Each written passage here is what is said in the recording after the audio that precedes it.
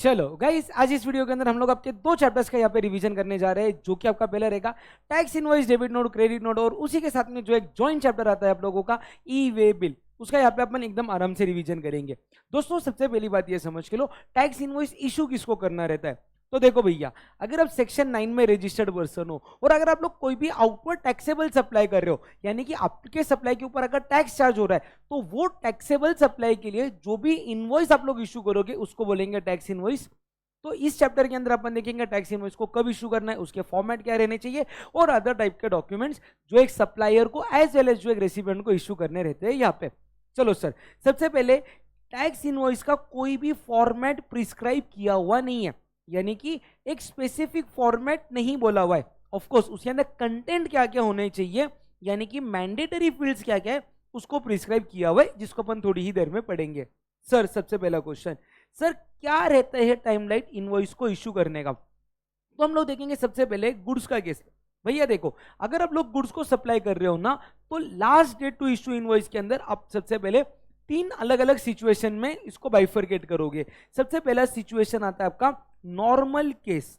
Normal यानी कि normal आपका सप्लाई ऑफ गुड्स हो रहा, तो आपको इनवॉइस इशू करने के लिए लास्ट डेट क्या दिया गया हुआ है, तो आपको ये चेक करना है क्या गुड्स का मूवमेंट हो रहा है या गुड्स का मूवमेंट नहीं हो रहा। अगर आपके गुड्स का मूवमेंट हो रहा है, तो जिस दिन मूवमेंट चालू हो रहा वो आपका लास्ट डेट बन जाएगा इनवॉइस इशू करना, यानी कि वो टाइम या उसके पहले तक आप लोग इनवॉइस को इशू कर सकते हो। तो अगर नॉर्मल केस है मूवमेंट ऑफ गुड्स, तो बिफोर और at the time of commencement of movement आपको इनवॉइस इशू करना पड़ेगा।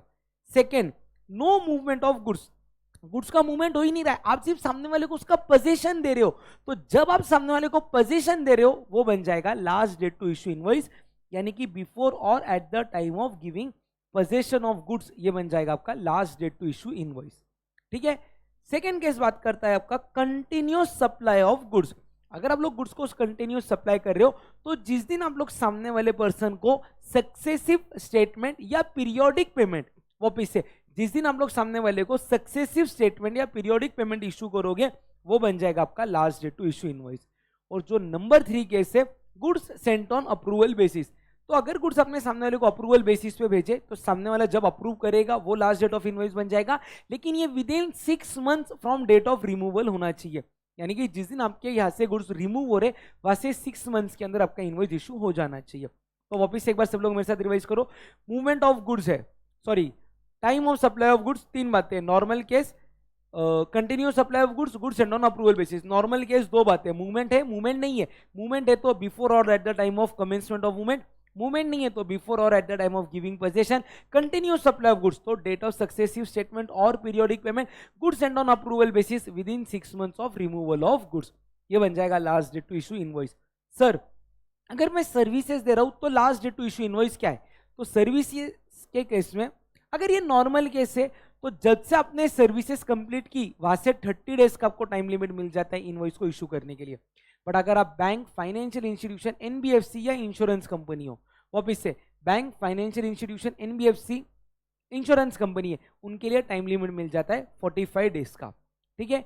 सेकेंड केस, सर अगर आपका सेसेशन ऑफ सर्विस हो रहा है, यानी कि आपकी सर्विस कंप्लीट नहीं हो रही है, आपने बीच में सर्विसेज को टर्मिनेट कर दिया, तो जिस दिन आपका सेसेशन हुआ वो बन जाएगा आपका last date to issue invoice. ठीक है। Case number 3, continuous supply of service. Sir continuous supply of service हम तभी मानेंगे जब आपका एक कॉन्ट्रैक्ट है और कॉन्ट्रैक्ट 3 महीने से ज्यादा पीरियड के लिए। वापिस से कंटिन्यूस सप्लाई ऑफ सर्विस कब मानेंगे, जब आपका कॉन्ट्रैक्ट है और कॉन्ट्रैक्ट 3 महीने से ज्यादा है, हम उसको कंटिन्यूस सप्लाई ऑफ सर्विस मानेंगे। Sir continuous supply of service में 3 टाइम ऑफ सप्लाई आएंगे आपके। Number 1, sorry 3 last date to issue invoice आएंगे। नंबर 1 कि आपका जो कॉन्ट्रैक्ट है उसके अंदर पेमेंट का डेट मेंशन किया हुआ है कि लेट से हर महीने के 7 तारीख को हम आपको पेमेंट करेंगे, तो 7 तारीख बन जाएगी लास्ट डेट ऑफ इनवॉइस, यानी कि when payment date is mention in contract such date becomes the last date to issue invoice. अगर पेमेंट का डेट कॉन्ट्रैक्ट के अंदर मेंशन नहीं है, तो जिस दिन आपको पेमेंट मिला, यानी कि date of receipt of payment बन जाएगा last date to issue invoice. और थर्ड केस आता है payment is link to completion of an event, तो जिस दिन वो इवेंट कंप्लीट हो जाएगा वो बन जाएगा आपका last date to issue invoice. Clear है। सर अगला पॉइंट बात करते हैं कि अगर आप लोग बैंक हो या इंश्योरेंस कंपनी हो और अगर आप लोग सप्लाई कर रहे हो डिस्टिंक्ट पर्सन को, यानी कि आपके ही सेम पैन कार्ड के ऊपर जो अलग रजिस्ट्रेशन है उसको सप्लाई कर रहे हो, तो आपके पास एक ऑप्शन है कि आप इनवॉइस को कब इशू कर सकते हो, not later than last date of quarter in which supply was made. तो जो क्वार्टर में आपने सप्लाई किया उसका जो लास्ट डेट रहेगा उस दिन पे आप आपके डिस्टिंक्ट पर्सन को सप्लाई किया हुआ एक इनवॉइस इशू कर सकते हो। ठीक है सर, अगला पॉइंट बात करता है last date of self invoicing by recipient where tax is payable on RCM basis. अगर रेसिपिएंट ने कोई भी इनवर्ट सप्लाई लिया और रेसिपिएंट को खुद को आरसीएम पे गवर्नमेंट को टैक्स पे करना है और सप्लायर ने कोई भी इनवॉइस इशू नहीं किया, तो रेसिपिएंट को इस केस में क्या करना पड़ेगा, सेल्फ इनवॉइसिंग करना पड़ेगा। कितने दिन के अंदर करना पड़ेगा, तो जिस दिन गुड्स और सर्विसेज मिले वहां से 30 डेज के अंदर सेल्फ इनवॉइसिंग करना पड़ेगा। क्लियर है? तो ये हो गए आपके टाइम लिमिट वाले सारे पॉइंट्स यहाँ पे कंप्लीट। सेकेंड पॉइंट, सर अगर मैं टैक्स इनवॉइस की बात करूं, यहाँ पे बात अभी किसकी चालू है आपकी, टैक्स इनवॉइस की। तो टैक्स इनवॉइस के अंदर ये फॉलोइंग पर्टिकुलर्स दिए गए हुए, यानी कि ये सारा जो कंटेंट है ना वो आपके टैक्स इनवॉइस के अंदर आना चाहिए। नंबर 1 क्या है उसके अंदर, जो सप्लायर है वो सप्लायर का आपका नाम आना चाहिए, एड्रेस आना चाहिए और GSTIN नंबर आना चाहिए। वापिस से सप्लायर का क्या आना चाहिए, नाम आना चाहिए, एड्रेस आना चाहिए और GSTIN आना चाहिए। सेकेंड पॉइंट किसकी बात कर रहा है कि आपका जो इनवॉइस का नंबर है ना, आपका जो क्या है इनवॉइस का नंबर, वो एक तो कॉन्सिक्यूटिव होना चाहिए, मैक्सिमम 16 डिजिट्स का होना चाहिए। सर 16 डिजिट से कम हो सकता है क्या, हाँ जी कम हो सकता है, 16 डिजिट से ज्यादा नहीं होना चाहिए, मैक्सिमम लिमिट लगाई गई है। और ये आपके नंबर कैसे रहने चाहिए, अल्फा न्यूमेरिकल रहने चाहिए, यानी कि अल्फाबेट्स को यूज कर लो, नंबर को यूज कर लो, या तो स्पेशल कैरेक्टर को भी आप लोग यूज कर सकते हो, जैसे कि हाइफन, डैश या स्लैश या कोई भी कॉम्बिनेशन को यूज कर सकते हो। थर्ड पॉइंट यहाँ पे किसकी बात कर रहा है, आपको डेट लिखनी पड़ेगी, आपने टैक्स पेइंग डॉक्यूमेंट को कौन से दिन इशू किया, यानी कि टैक्स इनवॉइस को कौन से दिन इशू किया उसका डेट मेंशन कर दो। फिर अगर रेसिपिएंट रजिस्टर्ड है तो रेसिपिएंट का नाम आ गया, एड्रेस आ गया, GSTIN नंबर आ गया या फिर यूनिक आइडेंटिफिकेशन नंबर रहेगा तो वो आ गया। अगला बात बोलता है कि अगर रेसिपिएंट अनरजिस्टर्ड है और वैल्यू ऑफ सप्लाई 50,000 या उससे ज्यादा है तो आपको रेसिपिएंट का कंपलसरी नाम, एड्रेस और address of delivery along with the name of state and state code को मेंशन करना पड़ेगा। बट अगर ये अमाउंट लेस देन 50,000 है तो अनरजिस्टर्ड रेसिपिएंट आपको रिक्वेस्ट कर सकता है कि ये ऊपर वाली इंफॉर्मेशन उसके टैक्स इनवॉइस के अंदर प्लीज मेंशन करके दे देना। ठीक है, बट हाँ अगर आप लोग कोई भी ऑनलाइन मनी गेमिंग को सप्लाई कर रहे हो इस ECO के थ्रू या OIDAR सर्विसेज आप लोग बेच रहे हो, उस रेसिपिएंट को जो रेसिपिएंट अनरजिस्टर्ड है वो भी इससे आप लोग कौन सी सर्विसेज दे रहे हो, ऑनलाइन मनी गेमिंग या तो OIDAR की सर्विसेज आप लोग दे रहे हो, अनरजिस्टर्ड रेसिपिएंट को दे रहे हो, तो इररिस्पेक्टिव ऑफ वैल्यू आपको सामने वाले पर्सन का नाम और स्टेट का नाम मेंशन करना कंपलसरी है आपके टैक्स इनवॉइस के अंदर। ठीक है, उसके बाद में जो भी आपके गुड्स और सर्विसेज है उसका HSN कोड आपको बताना कंपलसरी है, गुड्स और सर्विसेज का डिस्क्रिप्शन लिखना कंपलसरी है, अगर आपके गुड्स है तो उसका कितना क्वांटिटी है या यूनिट है और यूनिक कोड क्वांटिटी कितना है वो मेंशन करना पड़ेगा, आपको total value of supply of goods और सर्विसेज और बोथ को मेंशन करना पड़ेगा, आपको टैक्सेबल वैल्यू कितना है उसको अलग से बताना पड़ेगा, टेकिंग इनटू अकाउंट डिस्काउंट और अबेटमेंट। उसके बाद में आता है आपका रेट ऑफ टैक्स कितने परसेंटेज से लग रहा है वो बताना पड़ेगा, आपको अमाउंट ऑफ टैक्स यानी कि रेट ऑफ टैक्स और अमाउंट ऑफ टैक्स आपको कंपलसरी अलग बताना पड़ेगा। उसके बाद में आपको प्लेस ऑफ सप्लाई बताना पड़ेगा, फिर address of delivery where the same is different from place of supply, bill to ship to model का केस आ गया उसका अलग से आपको बताना पड़ेगा, फिर क्या टैक्स RCM बेसिस पे पेबल है क्या उसको मेंशन करना पड़ेगा, और लास्ट में उसके ऊपर आपका क्या होना चाहिए, सिग्नेचर और डिजिटल सिग्नेचर। और अगर आपको ई इनवॉइसिंग एप्लीकेबल था तो आपका QR कोड जिसके अंदर IRN इनवॉइस रेफरेंस नंबर है वो सब मेंशन होना चाहिए। सर ये पर्टिकुलर्स आपके टैक्स इनवॉइस के अंदर रहने चाहिए, इसका फॉर्मेट आप आपके हिसाब से डिसाइड कर लो, इनवॉइस नंबर किधर लिखना है, रेसिपिएंट का नाम नंबर किधर लिखना है, कंटेंट कहाँ पे आना चाहिए वो आपके हिसाब से देख लो, बट इतना कंटेंट आना मैंडेटरी है।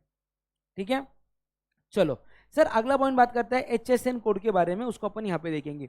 आपको जब HSN कोड की बात कर रहे हैं ना तो आपको पिछले फाइनेंशियल ईयर का ना आपका टर्नओवर चेक करना है।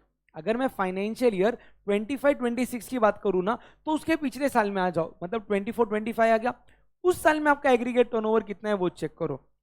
अगर आपका प्रीवियस फाइनेंशियल ईयर में एग्रीगेट टर्नओवर अबाउ 5 करोड़ है तो आपको 6 डिजिट का कंपलसरी HSN कोड लगाना है हर एक आपके टैक्स इनवॉइस के ऊपर।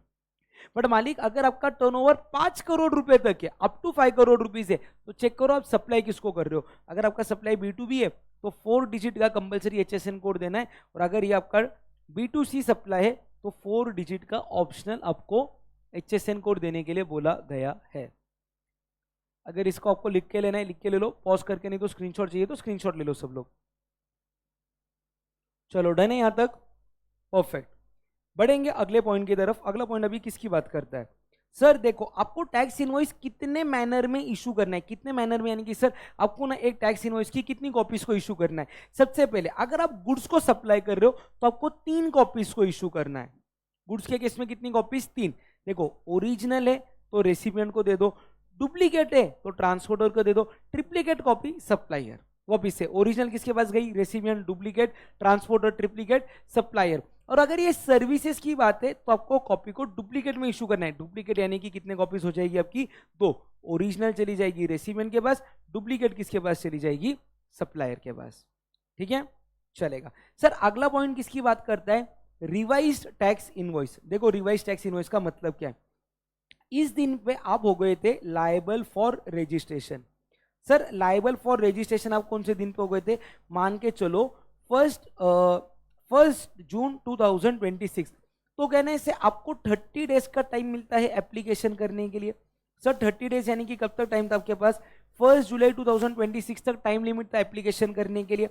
आपने एप्लीकेशन कर दिया 25 जून 2020 को, इस दिन आपने कर दिया एप्लीकेशन, और आपको जो रजिस्ट्रेशन सर्टिफिकेट मिल रहा है, आपको रजिस्ट्रेशन सर्टिफिकेट मिल रहा है 7 अगस्त 2026। इस दिन आपको मिल गया रजिस्ट्रेशन सर्टिफिकेट। तो भैया आपका तो इफेक्टिव डेट ऑफ रजिस्ट्रेशन माना जाएगा 1 जून, क्योंकि आपने 30 डेज में एप्लीकेशन कर दिया था। बट ये पीरियड में क्योंकि आपके पास GSTIN नंबर नहीं था, इसके लिए आपने कोई भी टैक्स इनवॉइस को इशू नहीं किया था, तो डिपार्टमेंट क्या बोलता कि इस केस में आपको जिस दिन आपका इफेक्टिव डेट ऑफ रजिस्ट्रेशन है वहां से लेके जिस दिन तक आपको रजिस्ट्रेशन सर्टिफिकेट मिल रहा है ना, उस पीरियड के लिए इशू करना होगा रिवाइज्ड टैक्स इनवॉइस। क्या इशू करना होगा? Revised tax invoice. और सर कितने टाइम में करना होगा? तो जिस दिन से रजिस्ट्रेशन सर्टिफिकेट मिला है, जिस दिन से क्या मिला है आपको? रजिस्ट्रेशन सर्टिफिकेट, वहां से विद इन 1 मंथ, वहां से कितना पीरियड बोला गया है? विद इन 1 मंथ आपको रिवाइज टैक्स इनवॉइस को इशू करना पड़ेगा। यानी कि आपका रिवाइज टैक्स इनवॉइस कब तक इशू होना चाहिए? 7/9/2026। क्लियर है? वापिस से एक बार सुन लो। अरे मैं कुछ तो लिख रहा था, शायद इधर दिखा नहीं क्या? एक ही मिनट, एक ही सेकंड ना, मैं इसको देख लेता हूँ क्या हो गया। चलो ठीक है, यह हो गया सॉल्व। यहाँ पे वापिस से ध्यान से देख लेना। ये मैंने एक डायग्राम बनाया था, मैं पूरा डायग्राम एक बार वापस से रीड करता हूँ। आप 1 जून 2026 के दिन लायबल हो गए थे रजिस्ट्रेशन लेने के लिए। आपको एप्लीकेशन करने का टाइम लिमिट 30 डेज का दिया गया था, यानी कि 1 जुलाई को आप तक आपके पास टाइम था एप्लीकेशन करने के लिए। आपने 25 जून को क्या कर दिया? एप्लीकेशन कर दिया। आपको रजिस्ट्रेशन सर्टिफिकेट मिल रहा है 7 अगस्त के दिन। तो 7 अगस्त के दिन जब रजिस्ट्रेशन सर्टिफिकेट मिल रहा है, आप इफेक्टिवली कब से जीएसटी के अंदर रजिस्टर्ड माने जाओगे? 1 जून से माने जाओगे। तो जिस दिन आप लोग लायबल फॉर रजिस्ट्रेशन थे, या तो लायबल फॉर रजिस्टर थे, और जिस दिन आपको रजिस्ट्रेशन सर्टिफिकेट मिल रहा है, ये पीरियड के लिए आपने टैक्स इनवॉइस को इशू नहीं किया रहेगा, क्योंकि आपके पास कोई भी GSTIN नंबर नहीं था। तो डिपार्टमेंट बोल रही इस पीरियड के लिए आपको क्या इशू करना होगा? Revise tax invoice. Sir revise tax invoice कितने दिन में इशू करने का? जहां से आपको रजिस्ट्रेशन सर्टिफिकेट मिला वहां से with in how many period? 1 month के अंदर आपको रिवाइज टैक्स इनवॉइस इशू करना पड़ेगा। क्लियर है? चलो नेक्स्ट पॉइंट किसकी बात करते हैं देखेंगे ध्यान से। सर अगला पॉइंट आता है कंसोलिडेटेड रिवाइज्ड टैक्स इनवॉइस। देखो सर किसकी बात चालू है? Consolidated revised tax invoice. सबसे पहले आपने जितना भी यहाँ पे सप्लाई किया हुआ है ना, देखो मैं बात कर रहा हूं कंसोलिडेटेड रिवाइज्ड टैक्स इनवॉइस। तो आपका सप्लाई 2 टाइप का है, या तो B2B है या तो B2C है। B2B रहेगा ना तो आपको कंपलसरी का इशू करना पड़ेगा? Separate tax invoice. क्या इशू करना होगा? Separate tax invoice. बट अगर आपका B2C सप्लाई है ना, तो आप उसको चेक करो कैसा है, या तो इंट्रा है या तो इंटर है। सर अगर इंट्रा है तो आप उसको कंसोलिडेट कर सकते हो, कोई प्रॉब्लम नहीं है। बट सर कंसोलिडेट कैसे कर सकोगे? अब उसको रेसिपिएंट वाइज कंसोलिडेट कर लो, एक रेसिपिएंट को जितने भी भेजेंगे उसको कंसोलिडेट कर लो। बट अगर इंटरस्टेट है ना, आपको क्या चेक करना है? Value of supply. Value of supply की दो बातें रह सकती है, अप टू ₹2.5 लाख या तो रह सकता है मोर देन 2.5 लाख। अगर ये अप टू 2.5 लाख है तो आप उसको रेसिपिएंट वाइज कंसोलिडेट कर सकते हो। बट अगर ये अमाउंट मोर देन 2.5 लाख है, कितना अमाउंट है? मोर देन 2.5 लाख है, तो आपको उसको रेसिपिएंट वाइज इनवॉइस इशू करना पड़ेगा, उसको आप लोग कंसोलिडेट नहीं कर सकोगे। समझा क्या? सर इधर है ना गलती से मैंने रेसिपिएंट वाइज लिख दिया, इधर है ना स्टेट वाइज आएगा, यानी कि interstate supply value of supply up to 2.5 lakh है ना, तो उसको आपको स्टेट वाइज कंसोलिडेट करना पड़ेगा। समझा क्या? क्लियर है? चलो okay. Sir revise tax invoice के क्या क्या कंटेंट आने चाहिए? सबसे पहले उसके ऊपर अपने वर्ड को मेंशन करना चाहिए, रिवाइज इनवॉइस। दूसरा नाम, एड्रेस, जीएसटी ऑफ सप्लायर आना चाहिए। मैक्सिमम 16 डिजिट का इनवॉइस का नंबर आना चाहिए। कौन से दिन पे आप लोग टैक्स इनवॉइस को इशू कर रहे हो उसका डेट आना चाहिए। रेसिपिएंट का name, address, GST and UIN आना चाहिए। Name and address of recipient आना चाहिए and address of delivery along with the name of state and code if such recipient is unregistered. Serial number आना चाहिए and date आना चाहिए corresponding tax invoice का, और एज द केस में भी बिल ऑफ सप्लाई का। फिर आपका सिग्नेचर या डिजिटल सिग्नेचर आना चाहिए। ठीक है सर, अगला पॉइंट बोल रहे कि आपका जो नॉर्मल टैक्स इनवॉइस है ना, क्या आप उसको कंसोलिडेटेड टैक्स इनवॉइस को इशू कर सकते हो क्या? तो उसके लिए आप चेक करो रेसिपिएंट कौन है। अगर रेसिपिएंट आपका रजिस्टर्ड है ना, तो आपको उसको कंपलसरी सेपरेट इनवॉइस देना पड़ेगा, क्योंकि आपके इनवॉइस के भरोसे पे वो आगे आईटीसी क्लेम करने वाला है। बट अगर आपका रेसिपिएंट अनरजिस्टर्ड है तो आपका कितने रुपीस का वैल्यू ऑफ सप्लाई हो रहा है वो देखो। सर वैल्यू ऑफ सप्लाई अगर 200 से ज्यादा है तो आपके पास ऑप्शन नहीं है, आपको कंपलसरी सेपरेट टैक्स इनवॉइस देना पड़ेगा। बट अगर ये वैल्यू आपका अप टू 200 रुपीज है तो ये चेक करो कि आपके रेसिपिएंट को इनवॉइस चाहिए। अगर उसको इनवॉइस चाहिए तो आपको उसको सेपरेट इनवॉइस देना पड़ेगा। बट अगर उसको इनवॉइस नहीं चाहिए तो आप एक कंसोलिडेटेड इनवॉइस इशू कर सकते हो फॉर द डे, यानी कि ड्यूरिंग द डे आपका जितना भी B2C सप्लाई हुआ है जिसका इनवॉइस का value less than 200, taxable value up to 200 rupees था, उनको सबको कंसोलिडेट करके आप एक इनवॉइस बना सकते हो। क्लियर है क्या?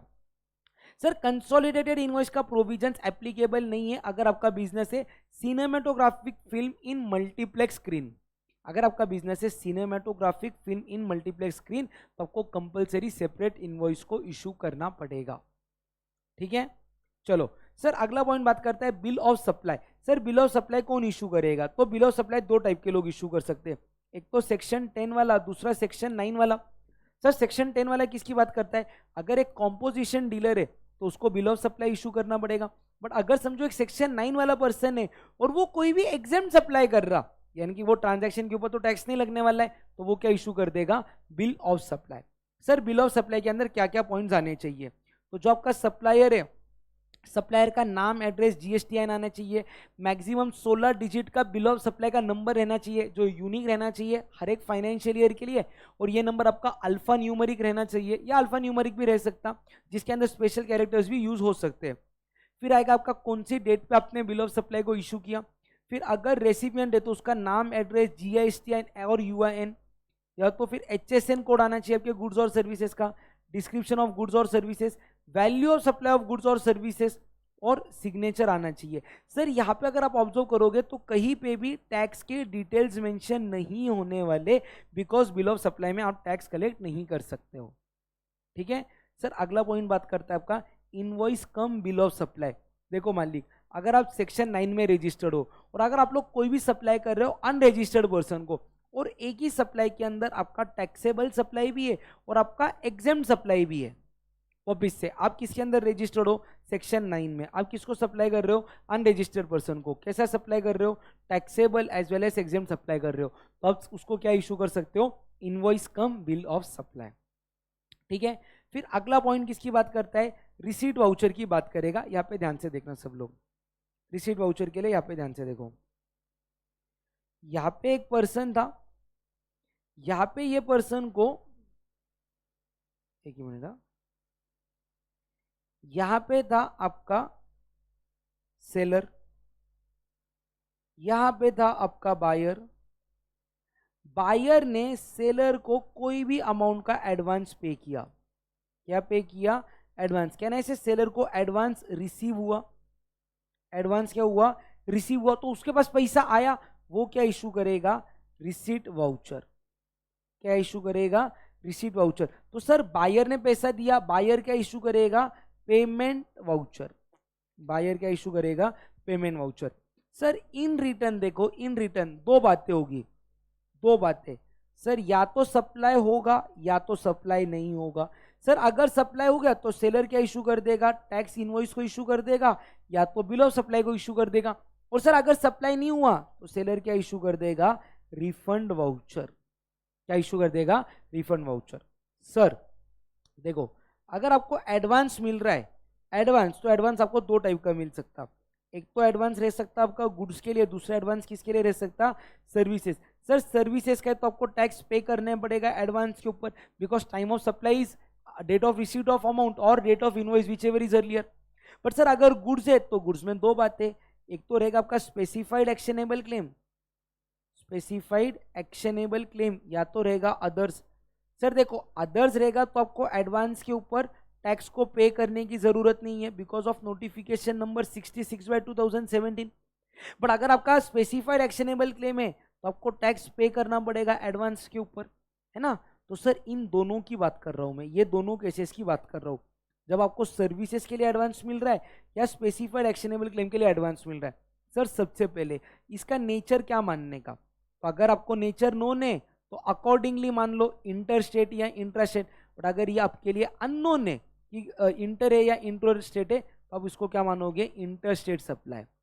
सेकेंड बात सर वही बोलता कि सर रेट, किसकी बात करता है, रेट। सर ये ट्रांजैक्शन कौन से रेट से टैक्स करने का, अगर ये नोन रहेगा तो अकॉर्डिंगली जो भी रेट रहेगा उसके हिसाब से टैक्स कर लो। अगर ये अननोन रहेगा तो आप रेट कितना परसेंट लोगे, 18% रेट लोगे। देख लो ये वाला डायग्राम, देख लो, चाहिए तो वीडियो को पॉज करके सारे पॉइंट्स को फटाक से लिख लो सब लोग। चलो मालिक ले लिया स्क्रीनशॉट सबने, डन है यहां तक, परफेक्ट। बढ़ू अभी अगले पॉइंट की तरफ।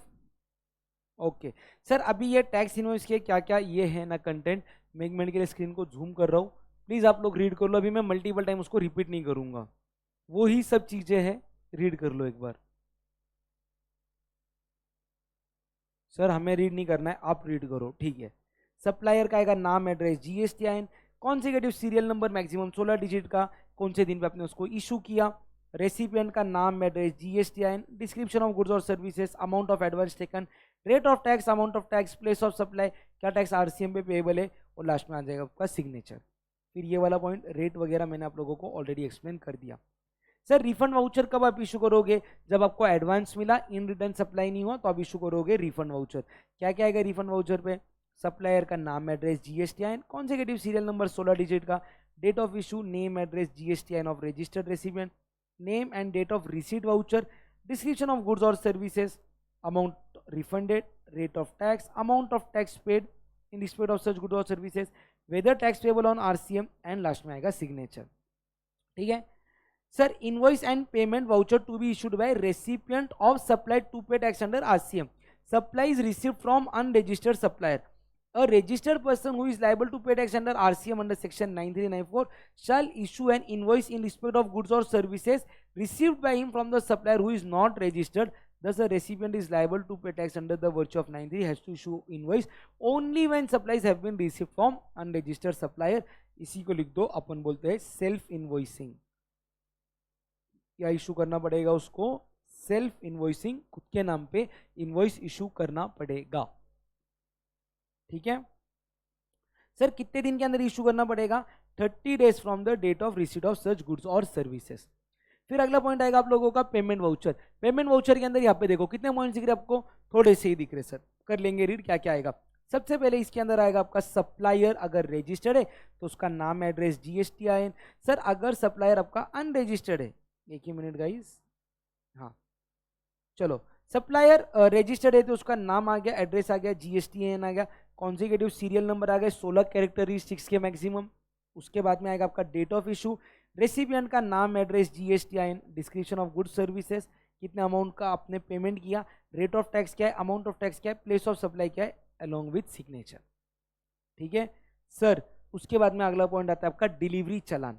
देखो डिलीवरी चालान आप लोग कब इशू करोगे, सबसे पहले आप लोगों को ना क्वांटिटी मालूम ही नहीं है लिक्विड गैस का at the time of removal from the place of supply.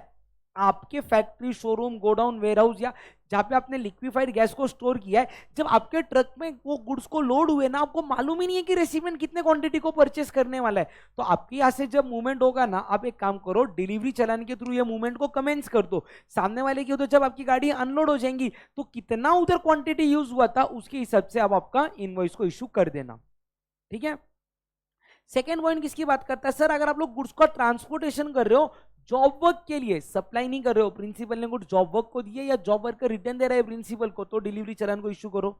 या तो आएगा सर ट्रांसपोर्टेशन ऑफ गुड्स हो रहा है for reason other than by way of supply. Sir इसका एक एग्जांपल आता, example art work send by artist to gallery, है ना। अगर आर्टिस्ट अपना आर्टवर्क गैलरी को भेज रहा है तो जब आर्टिस्ट अपना आर्टवर्क गैलरी को भेजता है तब सप्लाई नहीं मानेंगे, जब कोई बायर उसको आके आर्ट गैलरी से बाय करेगा तब सप्लाई मानेंगे। तो अगर आर्टिस्ट अपना आर्टवर्क आर्ट गैलरी को भेजने जाएगा तो वो क्या इशू करेगा, डिलीवरी चालान के थ्रू ये ट्रांजैक्शन यानी कि मूवमेंट ऑफ गुड्स कर लेगा। सर डिलीवरी चालान में क्या क्या होना चाहिए, एक तो सीरियल नंबर होने चाहिए मैक्सिमम 16 डिजिट के, और कब बनना चाहिए, removal of goods for transportation के टाइम पे बनना चाहिए। पर्टिकुलर्स क्या क्या रहने चाहिए, date and number of delivery challan, name address GSTN of consignor, name address GSTN of consignee, HSN code and description of goods, quantity provisional basis पे बताओ, टैक्सेबल वैल्यू बताओ, टैक्स का रेट बताओ, टैक्स का अमाउंट बताओ, प्लेस ऑफ सप्लाई बताओ और signature बताओ। सर डिलीवरी चालान कितने क्वांटिटी में इशू होना चाहिए, वो ट्रिप्लीकेट क्वांटिटी में होना चाहिए, ओरिजिनल कंसाइनी के पास, duplicate transporter, triplicate consignor. Sir जो भी आपका डिलीवरी चालान है उसका डिक्लेरेशन आपको ई वे बिल में भी करना पड़ेगा। टैक्स इनवॉइस आपको कब इशू करना है, आफ्टर डिलीवरी ऑफ गुड्स। एक बार गुड्स डिलीवर हो गए, आपका क्वांटिटी कंफर्म हो गया, तो आपको इमीडिएटली क्या इशू करना है, टैक्स इनवॉइस को इशू करना है। ठीक है सर। अगला पॉइंट बढ़ता है, गुड्स अगर आप लोग ट्रांसपोर्ट कर रहे हो एसकेडी यानी कि सेमी नॉकडाउन और कंप्लीट नॉकडाउन कंडीशन के अंदर, या बैचेस के अंदर या लॉट्स के अंदर। मान लो सर आपके गुड्स है ना, गुड्स आपके किसके अंदर जा रहे, बैचेस में जा रहे, या तो लॉट्स में जा रहे, या तो नॉकडाउन करके आप उसको सप्लाई कर रहे हो। अच्छा सर नॉकडाउन करके मतलब क्या, आप छोटे छोटे पार्ट्स में उसको सप्लाई कर रहे हो। तो यहाँ पे क्या बोलते हैं कि आपको है ना पहले इनवॉइस को जनरेट करना है, इनवॉइस को क्या करना है, जनरेट करना है। बैच में जाने दो, लॉट में जाने दो, नॉकडाउन कंडीशन में जाने दो, इनवॉइस को जनरेट कर दो फॉर कंप्लीट अमाउंट। कौन से अमाउंट के लिए, कंप्लीट अमाउंट। फिर जैसे जैसे आपके लॉट्स जाएंगे ना, लॉट्स जाएंगे, या जैसे जैसे आपके बैचेस जाएंगे, या जैसे जैसे आपके नॉकडाउन कंडीशन वाले कंपोनेंट्स जाएंगे, क्या जाएंगे आपके कंपोनेंट्स, तो आपको क्या करना है कि ये जो आपने इनवॉइस को इशू किया था ना, ये वाले इनवॉइस को, ये इनवॉइस का है ना जेरोक्स कॉपी उसके साथ लिखने का, प्लस जो भी आपका कंटेंट जा रहा उसके आपको क्या इशू करने पड़ेंगे, डिलीवरी चालान। एंड ऐसे करते करते जब आपका लास्ट लॉट जा रहा रहेगा ना, तब आप उसके अंदर क्या दोगे, इनवॉइस दोगे, प्लस जो लास्ट लॉट है उसका क्या जाएगा, उसके साथ में डिलीवरी चालान जाएगा। क्लियर है यहां तक, ये हो गया आपका goods transported in semi knockdown condition वगैरह। Sir supplier is permitted to use any document other than tax invoice in given cases. सबसे पहले सर अगर आप लोग इंश्योरेंस हो, बैंकिंग कंपनी हो, फाइनेंशियल इंस्टीट्यूशन हो या एनबीएफसी हो, आप क्या कर सकते हो, जितना भी आपने सप्लाई ऑफ सर्विसेज किया है एक महीने में, at the end of the month आप एक डॉक्यूमेंट को इशू कर सकते हो। ऑप्शनल है उसके अंदर सीरियल नंबर और address of recipient, but mandatory है बाकी की इंफॉर्मेशन जो रूल 46 ने ऊपर बताई थी। ये डॉक्यूमेंट आप लोग फिजिकली या इलेक्ट्रॉनिकली इशू कर सकते हो और उसके ऊपर आपका सिग्नेचर आना चाहिए। ठीक है सर। अगर गुड्स ट्रांसपोर्ट एजेंसी है तो क्या बात कर रहे हैं, उसके पहले ये देख लो sir, bank, financial institution, NBFC, insurance company को मंथली कंसोलिडेटेड इनवॉइस इशू करने की परमिशन है। अच्छा सर अगर जीटीए है तो उसको बाकी की चीजें जाने दो, उसको कंपलसरी क्या क्या इशू करना है, कंसाइनमेंट का ग्रॉस वेट कितना था, कंसाइनर और कंसाइनी का नाम क्या था, registration number of goods carriage जिसके ऊपर से गुड्स को ट्रांसपोर्ट किए, डिटेल्स ऑफ गुड्स जो ट्रांसपोर्ट किए, प्लेस ऑफ ओरिजिन एंड कहाँ तक आपका जाने वाला है यानी कि प्लेस ऑफ डेस्टिनेशन, फिर GSTI number of person liable for paying tax, ये ट्रांजेक्शन के ऊपर टैक्स जो पे करने वाला है उसका जीएसटीएन आना चाहिए, फिर वो सप्लायर या रेसिपिएंट मतलब कंसाइन और कंसाइनी कोई भी रह सकता, और बाकी की इंफॉर्मेशन जो रूल 46 ने बोली वो वाली। सर अगर पैसेंजर ट्रांसपोर्ट सर्विस वाला है तो सीरियल नंबर या फिर एड्रेस ऑफ रेसिडेंट इशू नहीं किया तो भी चलेगा, बाकी की इंफॉर्मेशन जो रूल 46 ने बोली है वो इशू करनी पड़ेगी। टैक्स इनवॉइस की जगह पे टिकट इशू किया तो भी चलेगा, बट उसको सिग्नेचर रहना मैंडेटरी है। बाद में बात करते हैं सर सिनेमेटोग्राफिक फिल्म की में अगर आप देखने के लिए जा रहे हो मल्टीप्लेक्स स्क्रीन में, तो details of the recipient of service का आपने नहीं इशू किया तो भी चलेगा, बाकी की इंफॉर्मेशन जो है रूल 46 की वो इशू कर दो। इलेक्ट्रॉनिक टिकट इशू किया तो वो भी चलेगा in case of tax invoice. और लास्ट में however supplier of such service in a screen other than multiplex में at is option follow this process, यानी कि अगर आपके पास सिंगल स्क्रीन है आपके सिनेमेटोग्राफिक हॉल में तो भी आपने इतना इंफॉर्मेशन इशू किया तो भी चलेगा। बोलो मालिक यहां तक क्लियर है क्या सबको? जल्दी से चलो सर, यहां तक हमारा देखिए हो गया। अगला कंसेप्ट है debit note and credit note. Sir सच्ची बताऊं ना, बहुत कंफ्यूजन है डेबिट नोट कब इशू करने का, क्रेडिट नोट कब इशू करने का, कुछ सॉल्यूशन बोलो ना उसका। तो ध्यान से सुनना, देखो mister Raj sold goods of ₹10 lakh to mister Shiv. मेरे को एक बात बताओ, राज के बुक्स ऑफ अकाउंट्स में, in the books of accounts of राज, कहना है से शिव एक डेटर है। शिव कौन है? डेटर। डेटर मतलब कौन सा बैलेंस है? Debit balance. अभी सर देखो, राज को बाद में याद आया कि 10 लाख नहीं, यह अमाउंट कितना होना चाहिए था? 12 लाख। तो कहना है से राज को अभी शिव से और 2 लाख रुपए लेने के, और कितना पैसा लेने का है राज को शिव से? 2 लाख रुपए लेने का है। तो इस केस में वो क्या इशू करेगा? Debit note. सर दूसरा, राज ने टैक्स लगाया था 18%, बाद में राज को पता चला टैक्स रेट था 28%, तो राज को मैं बोलूं +10% का टैक्स लेना है, +10% का क्या लेना है? टैक्स लेना है। उसके लिए वो क्या इशू कर देगा? Debit note. सर राज को बाद में याद आया कि उसने गलती से यहाँ पे 1000 क्वांटिटी का बिल कर दिया, जब एक्चुअल में 10,000 क्वांटिटी का बिल होना चाहिए था, यानी कि डेटर का बैलेंस और बढ़ाना है ना, तो मोर क्वांटिटी का बिल करना है, तो वो क्या इशू करेंगे? Debit note. सर बेसिकली अगर आपको आपके डेटर से ज्यादा पैसे रिकवर करना है तो आपको डेबिट नोट इशू करना पड़ेगा। वर्सेस अगर ऐसे समझो राज को रियलाइज हुआ कि यार मैंने ना अमाउंट गलत लिख दिया था, मुझे 8 लाख का इनवॉइस इशू करना चाहिए था, मैंने इनवॉइस कितने का दे दिया पहले? 10 लाख का। तो मैं बोलूं अमाउंट को कम करने के लिए आप लोग क्रेडिट नोट इशू करोगे। सर राज ने 18% जीएसटी लगा दिया, बाद में राज को याद आया अरे यार मैंने ना एचएसएन कोड गलत सिलेक्ट किया था, जीएसटी का रेट लगना चाहिए था 5%, यानी कि लोअर टैक्स रेट को लगाना था। या तो राज ने इशू किया था इनवॉइस 1000 क्वांटिटी का, बाद में राज को समझा अरे नहीं यार एक्चुअल क्वांटिटी तो 800 ही सप्लाई हुई थी, यानी कि अगर आपको क्वांटिटी को रिड्यूस करना है। या तो यार ये जो मिस्टर शिव है ना, मिस्टर शिव ने राज को सर्टेन गुड्स को रिटर्न दे दिया। कैसे दे दिया? रिटर्न। तो अगर मेरा कोई भी सेल्स रिटर्न है तो उस केस में मैं क्या इशू करूंगा? Debit note issue, credit note issue करूंगा। ठीक है सर, आप क्रेडिट नोट कब तक इशू कर सकते हैं?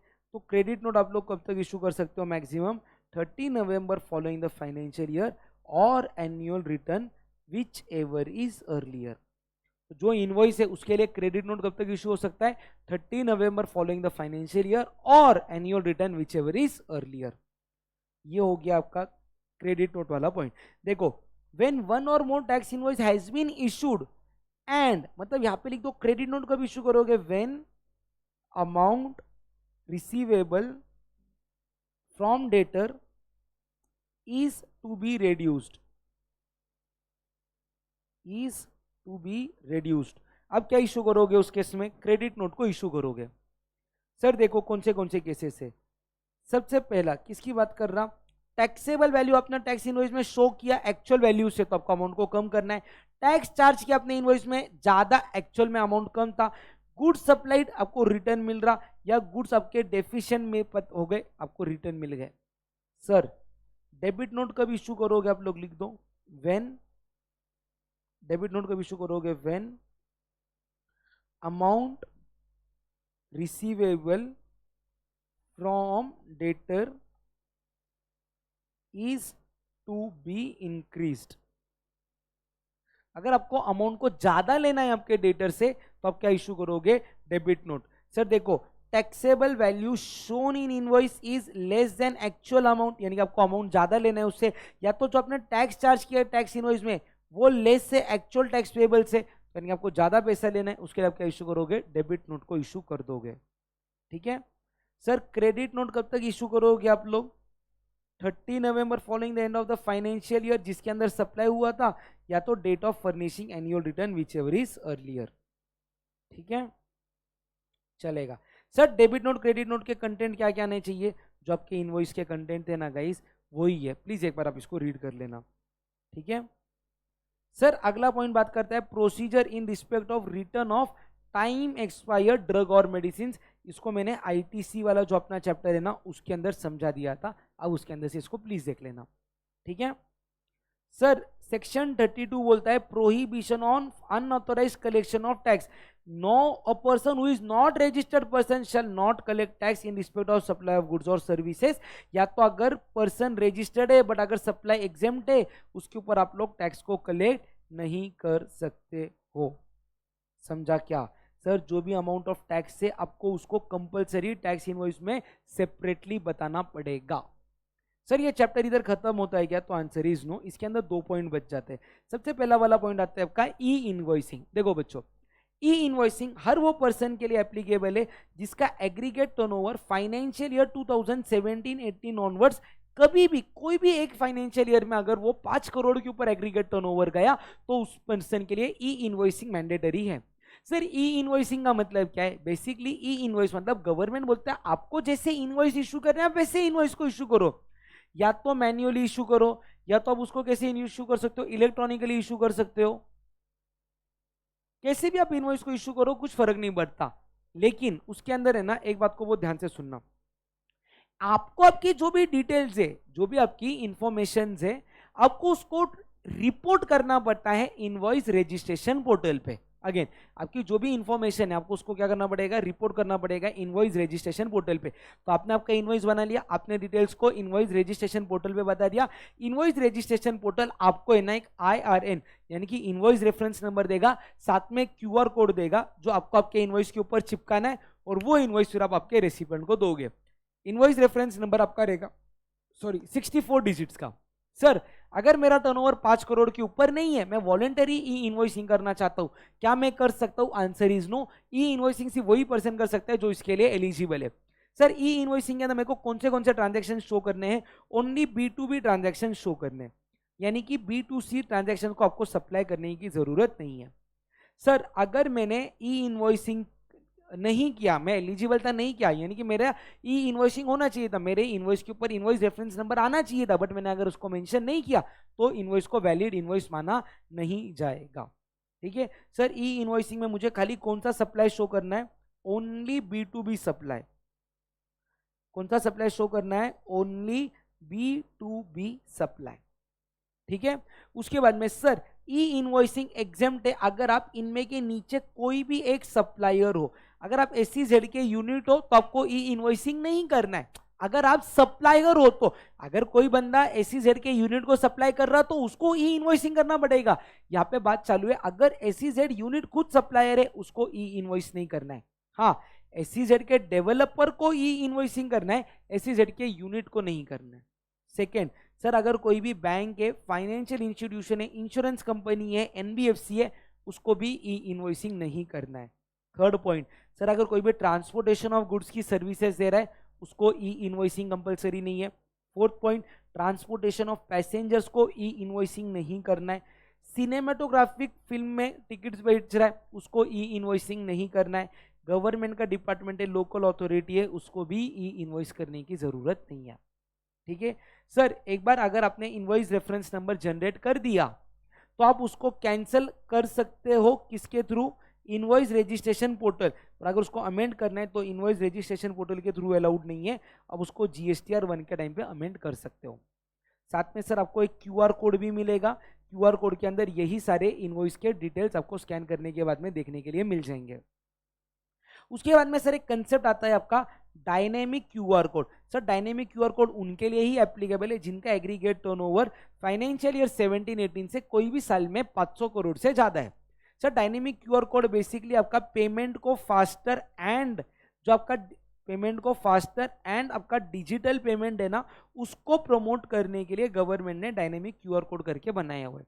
बेसिकली डायनेमिक क्यूआर कोड के अंदर क्या रहेगा, आपके इनवॉइस के ऊपर एक डायनेमिक क्यूआर कोड जनरेट होगा जिसको आप स्कैन करोगे ना तो कितना अमाउंट पेमेंट करना है वो सब आ जाएगा। बस आपको आपका पिन डालना है, गूगल पे, फोन पे, पेटीएम, भीम, यूपीआई कुछ भी, और आपका पेमेंट जल्दी हो जाएगा। उसके लिए डायनेमिक क्यूआर कोड है। डायनेमिक क्यूआर कोड सिर्फ B2C सप्लाई के लिए है।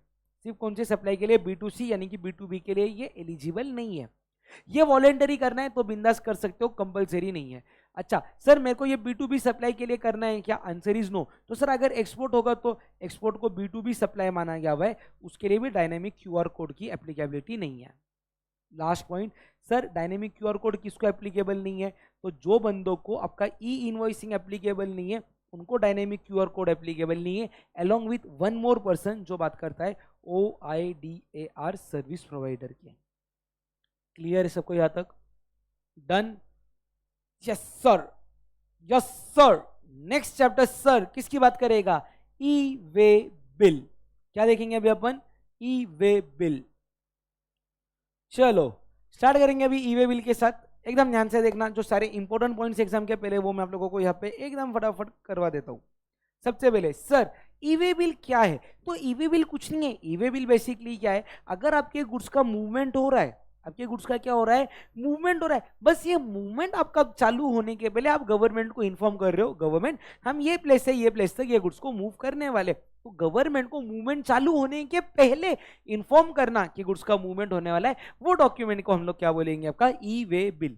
सर देखो मैंने वर्ड यूज किया था movement. Movement can be due to the reason of supply or any reason other than supply. बस अगर मूवमेंट हो रहा है तो आपको ई वे बिल बनाना पड़ेगा। सर ई वे बिल कब बनाने का है? जब आपका कंसाइनमेंट का वैल्यू 50,000 रुपए से ज्यादा है तब आपको ई वे बिल बनाना है। Sir now what do you mean by consignment value? Consignment value मतलब आपका टैक्सेबल वैल्यू और जो भी टैक्सेस चार्ज हुए हैं उसको टोटल ले लो। अच्छा सर एग्जेम्प्ट सप्लाई रहा तो एग्जेम्प्ट सप्लाई को आप आपके कंसाइनमेंट वैल्यू में ऐड नहीं करोगे, प्योरली आपका टैक्सेबल वैल्यू और जो भी आपके टैक्सेस चार्ज हुए उसको ऐड करने का। अगर वो 50,000 से ज्यादा है तो ई वे बिल बनाओ। सर 50,000 से नहीं है ज्यादा फिर भी मैं बनाना चाहता हूं वॉलेंटरी, क्या मैं ई वे बिल बना सकता हूं? Answer is yes. 50,000 के ऊपर कंसाइनमेंट वैल्यू है तो कंपलसरी है, उसके नीचे ऑप्शनल है, आप आपके हिसाब से बना सकते हो। ठीक है सर ई वे बिल बनाने का लायबिलिटी किसके ऊपर आता है? तो सुनो, ई वे बिल वो पर्सन बनाएगा जो मूवमेंट ऑफ गुड्स कर रहा है। मतलब सर देखो रेसिपिएंट ने सप्लायर को फोन किया, बोला मेरे को ये 4 बॉक्स चाहिए, 4 बॉक्स मुझे डिलीवर करके दे। अभी डिलीवरी करने का लायबिलिटी सप्लायर के ऊपर था तो सप्लायर ई वे बिल बना के देगा। या तो अगर रेसिपिएंट सप्लायर के पास गया और बोला ये 4 बॉक्स दे, मैं मेरे शॉप पे ये चारों बॉक्स लेके जाऊंगा, यहाँ पे मूवमेंट कौन कर रहा है? रेसिपिएंट कर रहा है, तो रेसिपिएंट को ई वे बिल बनाना पड़ेगा। बट मालिक सप्लायर अनरजिस्टर्ड है और रेसिपिएंट रजिस्टर्ड है, वापिस से सप्लायर अनरजिस्टर्ड है, रेसिपिएंट रजिस्टर्ड है, तो हमेशा माना जाएगा कि मूवमेंट ऑफ गुड्स किसने किया है? यहाँ पे रेसिपिएंट ने किया है, तो रेसिपिएंट को ई वे बिल बनाना पड़ेगा। सर ई वे बिल का वैलिडिटी कितना रहता है? तो अगर ये आपका नॉर्मल व्हीकल है तो 200 किलोमीटर्स के लिए 1 डे रहता है। एवरी एडिशनल 200 किलोमीटर्स और पार्ट देयर ऑफ के लिए 1 एडिशनल डे मिलता है। सर मुझे एक बात बताओ, मेरा किलोमीटर है 440, कितने दिन मिलेंगे? तो 0 से 200 किलोमीटर के लिए 1 डे, 200 से 400 के लिए 1 डे और ऊपर के 40 किलोमीटर के लिए 1 एडिशनल डे। टोटल कितने दिन हो गए? 3। अच्छा सर अगर 560 किलोमीटर रहता था तो भी मैं बोलूँ 0 से 200 किलोमीटर 1 डे, 200 से 400 1 डे, ऊपर के 160 किलोमीटर के लिए 1 डे, यानी कि टोटल कितने दिन मिल गए रहते थे? 3 डेज। ठीक है अच्छा सर बट अगर ये मेरा ओवर डायमेंशनल कार्गो है या मल्टी मॉडल शिपमेंट है जिसके अंदर एटलीस्ट 1 लेग शिप के अंदर है, अगेन मेरा ट्रांसपोर्ट कैसा है? ओवर डायमेंशनल कार्गो या मल्टी मॉडल शिपमेंट है जिसका 1 लेग इन कार्गो है, तो आपको 20 किलोमीटर्स के लिए 1 डे मिलता, एडिशनल 20 किलोमीटर्स या पार्ट देयर ऑफ के लिए 1 एडिशनल डे मिलता। सर देखो अगर आपका ट्रांसपोर्टेशन है ना 76 किलोमीटर्स का है, कितने किलोमीटर्स का है? 76, तो 0 से 20 के लिए 1 डे हो गया, 20 से 40 के लिए 1 डे हो गया, 40 से 60 के लिए 1 डे हो गया, ऊपर के 16 किलोमीटर्स के लिए 1 डे हो गया। यानी कि टोटल कितने दिन बन गए आपके? 4 डेज आपको मिल जाते हैं। क्लियर है सबको? जी सर, यहां तक क्लियर है। सर देखो, आपको है ना ईवे बिल का डेज काउंटिंग कब से चालू करना है? जिस दिन आपने ईवे बिल बनाया था ना उसके रात से चालू करना है। मतलब कैसा सर? देखो, आज है एग्जाम्पल संडे, मैंने दोपहर के 2 बजे ईवे बिल बनाया, मेरे किलोमीटर थे 820, नॉर्मल ट्रांसपोर्ट था, ठीक है। तो सर ये कितने दिन के लिए वैलिड हो गया? सबसे पहले 5 दिन के लिए। देखो एग्जाम में क्या करने का, 820 डिवाइडेड बाय 200 कर दो, 4 पॉइंट कुछ तो आएगा, सीधा राउंड ऑफ करके अगला नंबर ले लो। ओके, अच्छा सर अभी इसके लिए 5 दिन जो आपको गिनने वो कब से गिनने के? तो संडे को आप छोड़ दो, जिस दिन बनाना उस दिन के रात के 12 बजे से आपको गिनना है। यानी कि संडे की नाइट एंड मंडे की मॉर्निंग के जो रात के 12 रहते हैं ना, तब से आपको गिनना है। तो सर आपको दिन 5 कैसे मिलेंगे? पहला मिलेगा Monday, Tuesday, Wednesday, Thursday, Friday. तो ये वैलिड कब तक रहेगा?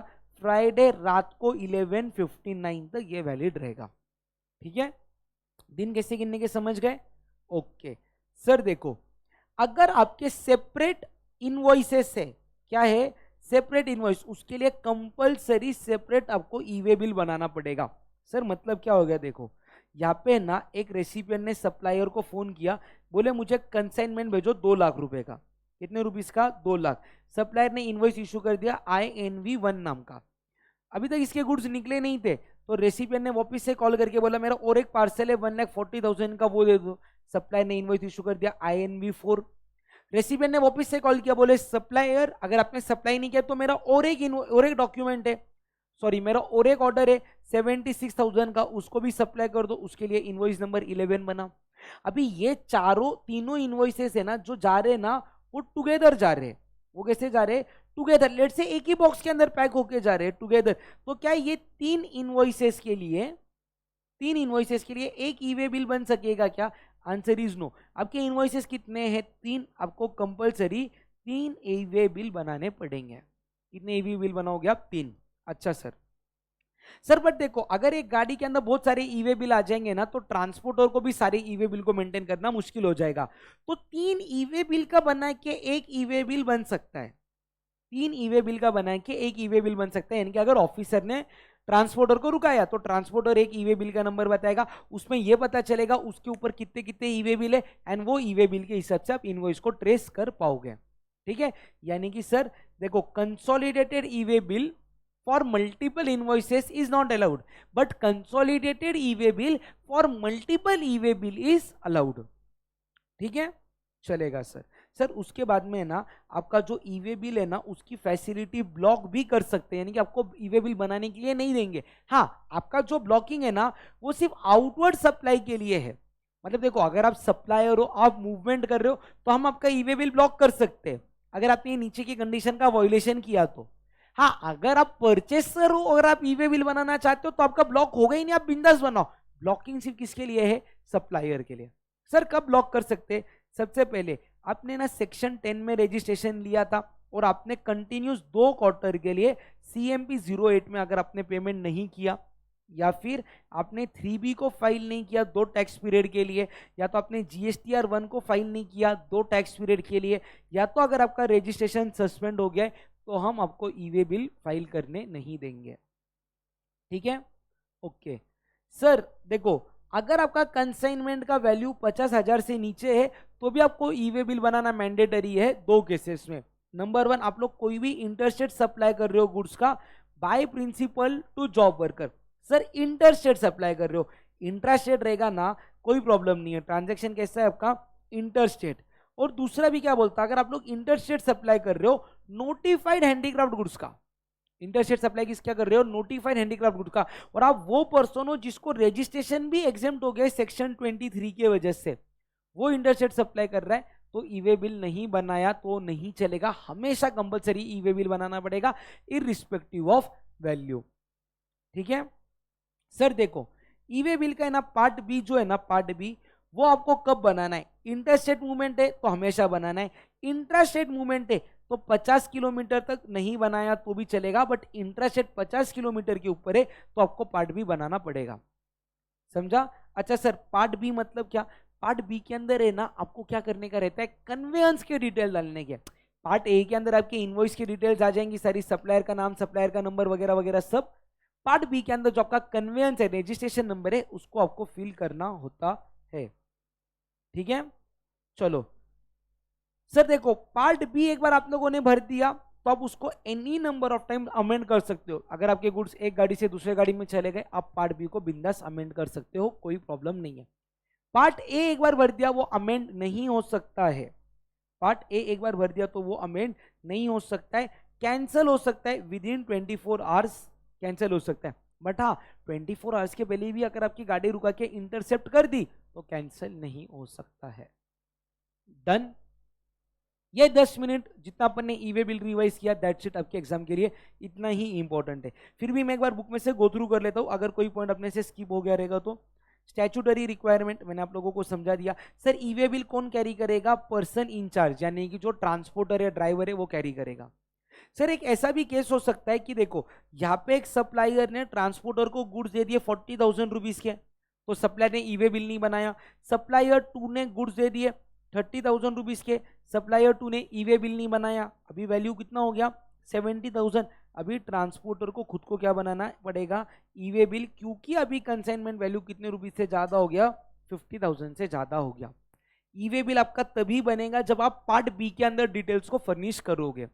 ठीक है, ठीक है क्या, चलो ओके।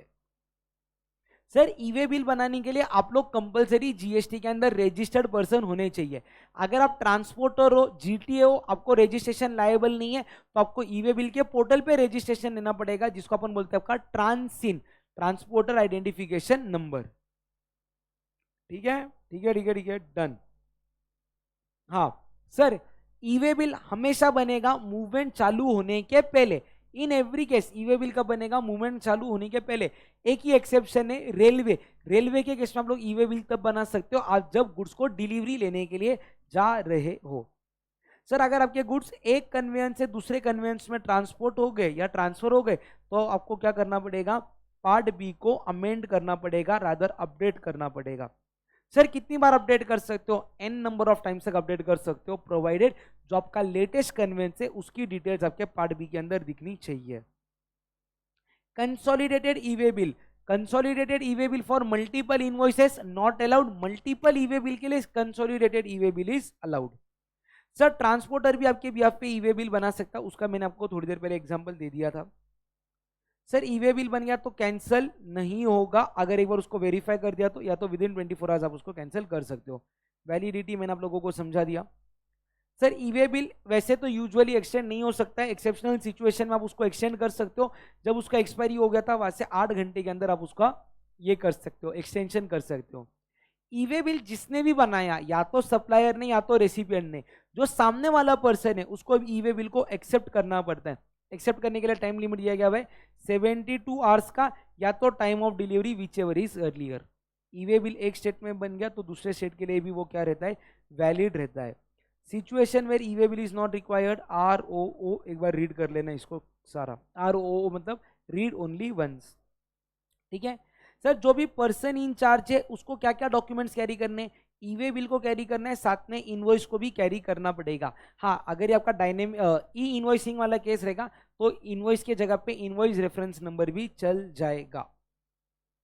ठीक है सर, ऑफिसर चाहे तो वो आपकी गाड़ी को रुका के बीच में वेरिफिकेशन कर सकता है। मैक्सिमम वेरिफिकेशन एक ही बार होगा, अनलेस उसके पास ये प्रूव है कि फ्रॉड हो गया, वो वापस से आपका गाड़ी का वेरिफिकेशन या इंस्पेक्शन कर सकता है।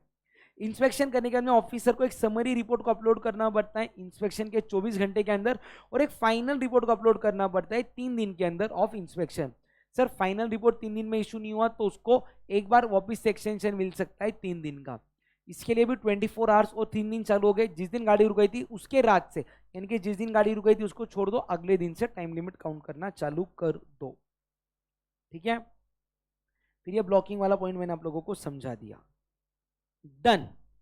55 minutes accounts and record, sorry tax invoice done, e-way bill done. Sir एक काम करते हैं, क्योंकि अपने पास आज थोड़ा सा टाइम है ना, अपन आपका अगला जो टॉपिक है ना अकाउंट्स एंड रिकॉर्ड्स, उसको भी यहाँ पे कंप्लीट कर देते हैं। छोटा सा चैप्टर है, हार्डली 10 मिनट का चैप्टर है, एकदम फटाफट उसको अपन पढ़ के कंप्लीट कर देंगे। ठीक है, आ जाओ सब लोग, ये जो चैप्टर है अकाउंट्स एंड रिकॉर्ड्स, उसके ऊपर सब लोग जल्दी से आ जाओ। चलो गाइस, एकदम छोटा सा चैप्टर, हार्डली 10 मिनट के अंदर पूरा कंप्लीट हो जाएगा, ध्यान से सुनना। सर चैप्टर किसकी बात करता है? अकाउंट्स एंड रिकॉर्ड्स के बारे में। Okay sir. सर किसको अकाउंट्स एंड रिकॉर्ड्स को मेंटेन करना है? तो हर एक रजिस्टर्ड पर्सन को अकाउंट्स एंड रिकॉर्ड्स को मेंटेन करना है। अच्छा सर, कहाँ पे मेंटेन करके रखना है? जो एवरी उसका प्लेस ऑफ बिजनेस है, कहाँ पे? एवरी प्लेस ऑफ बिजनेस है, वहां पे उसको अकाउंट्स एंड रिकॉर्ड्स को मेंटेन करके रखना पड़ेगा। ठीक है sir, unless proven otherwise, if any document, register or any books belonging to registered person are found at any premise other than those mentioned in the certificate, they shall be presumed to be maintained by the said registered person। अगर आपके documents कहीं पे दूसरी जगह पे मिल गए तो ऐसे माना जाएगा कि आपने उसको वहां पे रखा हुआ है, ऐसा यहाँ पे बोला गया है।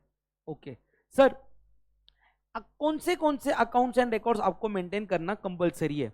तो देखो, आप रजिस्टर्ड पर्सन हो, आपको ट्रू एंड करेक्ट रिकॉर्ड्स को मेंटेन करना है, ट्रू एंड करेक्ट अकाउंट्स को। सबसे पहले किसका? जो भी आपके गुड्स को प्रोडक्शन या मैन्युफैक्चरिंग किया उसकी डिटेल्स को। दूसरा, जो भी आपने इनवर्ट सप्लाई लिया गुड्स और सर्विसेज का। सर इनवर्ट सप्लाई मतलब यहाँ पे किसकी बात चालू है? परचेसेस की। उसके बाद में जो भी आपका गुड्स और सर्विसेज का आउटवर्ड सप्लाई हुआ है उसकी डिटेल्स को मेंटेन करो। फिर आपके गुड्स का जो भी स्टॉक है उसके डिटेल्स को मेंटेन करो। आपने कितना इनपुट टैक्स क्रेडिट अवेल किया है, आपको कितना आउटपुट टैक्स पेएबल था, आपने कितना पे किया है, और बाकी के पर्टिकुलर्स जो आपको प्रिस्क्राइब किए जाएंगे वो आपको मेंटेन करने पड़ेंगे। सर इंपॉर्टेंट है, वापिस से याद करेंगे अपन। देखो, production or manufacture of goods, inward supply of goods और services, outward supply of goods और services, stock of goods, input tax credit avail, output tax payable and such other particulars as may be prescribed. ठीक है sir, additional record maintain करने के लिए बोले गए वे specified person को, उसके अंदर बोला है कि ट्रू एंड करेक्ट रिकॉर्ड को मेंटेन करो ऑफ गुड्स और सर्विसेज इंपोर्टेड और एक्सपोर्टेड। फिर वो सप्लाई जिसके ऊपर आपको पेमेंट ऑफ टैक्स करना था आरसीएम बेसिस पे, along with the relevant documents including invoice, bill of supply, delivery challan, credit note, debit note, receipt voucher, payment voucher, refund voucher. फिर आते हैं सेपरेट अकाउंट आपको मेंटेन करना है, जो भी एडवांसेस आप लोगों को मिला या जो भी एडवांसेस का एडजस्टमेंट हुआ उन सब का। फिर particulars of names and complete address of supplier and recipients and particulars of complete address of the premise where goods are stored by him including goods stored in transit along with particulars of stock stored therein। ये सारे information को आपको maintain करना पड़ेगा। उसके बाद में sir, अगर आपके कोई भी गुड्स ऐसी जगह पे मिल रहे other than those declared above, कोई भी गुड्स आपके दूसरी जगह पे मिल रहे तो ऐसे माना जाएगा ये गुड्स आपने सप्लाई कर दिए हैं। ठीक है सर, अगला पॉइंट इंपॉर्टेंट है सर, कॉम्पोजिशन टैक्सेबल पर्सन को कौन सी रिकॉर्ड्स को मेंटेन करना नहीं है? तो सबसे पहले जो भी आपका स्टॉक ऑफ गुड्स है उसकी डिटेल्स को मेंटेन मत करो, टैक्स के डिटेल्स को मेंशन मत करो। सर स्टॉक ऑफ गुड्स मतलब account of stock in respect of goods received and supplied by him and such account shall contain other particulars of opening balance, receipt, supply, goods lost, stolen, destroyed, return of, disposed by way of gift, free sample, balance stock of raw material, semi finished goods, scrap, wastage, इसको maintain मत करो। दूसरा, जो भी आपका details of tax है, account containing details of tax payable including tax payable under RCM, tax collected and paid, input tax credit claim together with the register of tax invoice, debit note, credit note, delivery challan issued और received during the period, इसको maintain नहीं करोगे तो भी चलेगा। Sir अगला point important है, books of accounts को कब तक रिकॉर्ड पे मेंटेन करना है? तो ये आपको मेंटेन करना है लेटर ऑफ दो बातें, 72 months from date of annual return. ठीक है, 72 months from date of annual return. और क्या बोला गया भाई, अगर आपका केस अपील का है या आपका केस किसका है, रिवीजन का, वहां से जो ऑर्डर पास हुआ था वहां से 1 ईयर, वहां से कितना टाइम, 1 ईयर, वहां तक आपको मेंटेन करना है। सर एग्जाम्पल, सर सब चीजें एग्जाम्पल से बताओ, ध्यान से सुनना। एग्जाम्पल, मेरा फाइनेंशियल ईयर 24-25 है, इसका एनुअल रिटर्न का डेट क्या रहेगा, 31 दिसंबर 25। यहाँ से 72 मंथ यानी कि 6 ईयर्स, यानी कि आपको रिकॉर्ड को मेंटेन करना है 31 दिसंबर 2031 तक मिनिमम। अच्छा, इन बिटवीन समझो आपका कोई भी केस था, अपील, असेसमेंट, ऑडिट, कोई भी, उसका ऑर्डर पास हो रहा केस 1 ऑर्डर पास कब हो रहा 28 फेब 2029। तो यहाँ से 1 ईयर देखो, 1 ईयर कब आता 28 फेब 2030 या तो यहाँ तक मेंटेन करो, या तो अगर आपका ऑर्डर पास हो रहा है 28 फेब 2031, यहाँ से 1 ईयर देखो 28 फेब 2032 आएगा, 2000 क्या आएगा 32। तो केस 1 अगर आपका ऑर्डर पास हो रहा है 28 फेब 2029, तो आपको रिकॉर्ड को कब तक मेंटेन करना है, आपको मेंटेन करना है 31 दिसंबर 2031 और 28 फेब 2030 विचेवर इज लेटर में क्या आएगा 31 दिसंबर 31। और अगर आपका ऑर्डर पास हो रहा है 28 फेब 2031, तो वहां से 1 ईयर कब होता है 28 फेब 2032। तो आपको रिकॉर्ड को कब तक मेंटेन करना है 28 फेब 32 और 31 दिसंबर 31 विच एवर इज लेटर में अभी क्या आ जाएगा आपका 28 फेब 2032। समझा? परफेक्ट। चलो सर अगला पॉइंट, ये स्पेसिफिक पर्सन को है ना सर्टेन स्पेसिफिक रिकॉर्ड्स को मेंटेन करने बोला गया है, उसके नाम देखेंगे। देखो अगर आप एजेंट हो तो हर एक प्रिंसिपल जिसने हमको ऑथराइजेशन दिया था उसके बिहाफ पे गुड्स को बाय एंड सेल करने का उसका ऑथराइजेशन लो। फिर आपने हर एक के बिहाफ पे जो भी गुड्स और सर्विसेज सप्लाई की उसका इंफॉर्मेशन रखो। हर एक के बिहाफ पे, हर एक प्रिंसिपल के बिहाफ पे जो भी गुड्स और सर्विसेज रिसीव किए उसका इंफॉर्मेशन रखो। फिर अगर आपने प्रिंसिपल के बिहाफ पे टैक्स का पेमेंट किया उसकी इंफॉर्मेशन को मेंटेन करके रखो। और लास्ट में जो भी अपने अकाउंट का स्टेटमेंट अपने आपके प्रिंसिपल को भेजा है उसको संभाल के रखो। वापिस से एजेंट की 5 बातें, सबसे जो प्रिंसिपल से उसको ऑथोराइजेशन मिला था वो सारे ऑथोराइजेशन लेटर को संभाल के रखो 1। 2 जो भी एजेंट ने सप्लाई किया है on behalf of principal goods और सर्विसेज उसके रिकॉर्ड्स को मेंटेन करो। 3 जो भी प्रिंसिपल के बिहाफ पे गुड्स और सर्विसेज को रिसीव किया है उसकी इंफॉर्मेशन को मेंटेन करो। 4 जो भी टैक्सेस पे किया है प्रिंसिपल के बिहाफ पे उसकी इंफॉर्मेशन को मेंटेन करो। 5 जो भी अकाउंट की डिटेल्स आपने प्रिंसिपल को दिए उसकी इंफॉर्मेशन को मेंटेन करो। डन हो गया एजेंट? सर इंपॉर्टेंट है, मार्क कर दो। फिर अगला पॉइंट आता है मैन्युफैक्चरर। मैन्युफैक्चरर को मंथली प्रोडक्शन अकाउंट जिसके अंदर वो क्वांटिटेटिव डिटेल्स बता रहे ऑफ द रॉ मटेरियल और सर्विसेज यूज्ड इन मैन्युफैक्चर उसकी डिटेल्स को संभाल के रखना पड़ेगा। दूसरा quantitative details of goods manufactured को और including the waste and by product कुछ रहा उसकी डिटेल्स को मेंटेन करना पड़ेगा। सर अगला पॉइंट बात करता है सर्विस प्रोवाइडर की। एक account showing quantitative details of goods used in the provision of services, details of input services utilized and services supplied को मेंटेन करना पड़ेगा। फिर अगला पॉइंट आता है वर्क्स कॉन्ट्रैक्टर। अगेन ये इंपॉर्टेंट है। वर्क्स कॉन्ट्रैक्ट में सबसे पहले आपको इंफॉर्मेशन मेंटेन करनी है, name and address of the person जिसके बिहाफ पे आपने वर्क्स कॉन्ट्रैक्ट किया है, name address of the person जिसके बिहाफ पे वर्क्स कॉन्ट्रैक्ट किया। Second description value and quantity of goods और services received for execution of works contract. Works contract करने के लिए जो भी गुड्स और सर्विसेज मिली है, यूज नहीं की, मिली है, उसके इंफॉर्मेशन रखो। साथ ही साथ में जो गुड्स और सर्विसेज को यूटिलाइज किया है वर्क्स कॉन्ट्रैक्ट सर्विस देने के लिए उसकी इंफॉर्मेशन को मेंटेन करो। अगला point details of payment received in respect of works contract, जो आपने पेमेंट किया है उसके डिटेल्स को मेंटेन करो। और लास्ट में name and address of supplier from whom he has received the goods or services, यानी कि उसके सप्लायर के डिटेल्स को मेंटेन करने बोला है। ठीक है। अगला पॉइंट बात करता है custodian clearing and forwarding agent, उसको ट्रू एंड करेक्ट रिकॉर्ड्स को मेंटेन करना है इन respect of goods handled by him on behalf of registered person. और जब भी ऑफिसर ने उसकी डिटेल्स मांगी वो डिटेल्स को प्रोड्यूस कर देगा।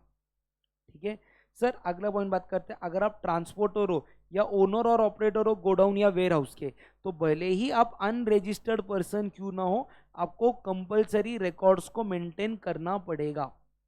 अगेन देखो रिकॉर्ड्स को वैसे तो मेंटेन करने का रिस्पॉन्सिबिलिटी रजिस्टर्ड पर्सन का है, बट अगर आप वेयर हाउस के ओनर या ऑपरेटर हो या अगर आप लोग ट्रांसपोर्ट के बिजनेस के अंदर हो, मतलब आप ट्रांसपोर्टर हो, तो आपको कंपलसरी रिकॉर्ड को मेंटेन करना पड़ेगा इररिस्पेक्टिव ऑफ द फैक्ट कि आप जीएसटी में रजिस्टर्ड हो या नहीं, जिसके अंदर आपको सबसे पहले अपने आपको यूनिक एनरोलमेंट नंबर लेना पड़ेगा इलेक्ट्रॉनिकली जीएसटी के कॉमन पोर्टल के ऊपर। ठीक है, जिसको आपको कंपलसरी क्या लेना पड़ेगा, यूनिक एनरोलमेंट नंबर। उसके बाद में अगर आप वेयर हाउस के ओनर या ऑपरेटर हो आपको बुक्स ऑफ अकाउंट्स मेंटेन करनी है with respect of to the period for which particular goods maintain remain in the warehouse. जितने टाइम के लिए गुड्स आपके वेयर हाउस में थे उसके सारे डिटेल्स को मेंटेन करो, जिसके अंदर आपके गुड्स जो डिस्पैच हो रहे, गुड्स का मूवमेंट हो रहा, रिसीट हो रहा, डिस्पोजल हो रहा, वो सारी इंफॉर्मेशन आनी चाहिए। और सबसे मेन क्या बोलते हैं, कि आपने ना गुड्स को ऐसे स्टोर करना चाहिए आपके वेयर हाउस में कि अगर कोई भी बंदा आपको आके बोले तो आप गुड्स को ना आइडेंटिफाई करवा पाओ सप्लायर वाइज, और कहां पे कौन सा गुड्स स्टोर हुआ है उसकी इंफॉर्मेशन आप क्लियरली बाइफरकेट करके बता पाओ। यानी कि ओनर और operator of the warehouse shall store goods in such manner that they can be identified item wise and owner wise and shall facilitate any physical verification or inspection by proper officer on demand। यानी कि proper officer ने demand किया, आप उसको सीधा बता पाओगे कि ये रैक में ये सप्लायर का मटेरियल है और ये रैक के ये वाले रो में या ये वाले कॉलम में ये पर्टिकुलर आइटम को हमने स्टोर किया है। सेम बात बोलते हैं कि अगर ट्रांसपोर्टर है तो वो मेंटेन करेगा record of goods transported, delivered and goods stored in transit by him along with the GSTIN number of consignor and consignee of each branch।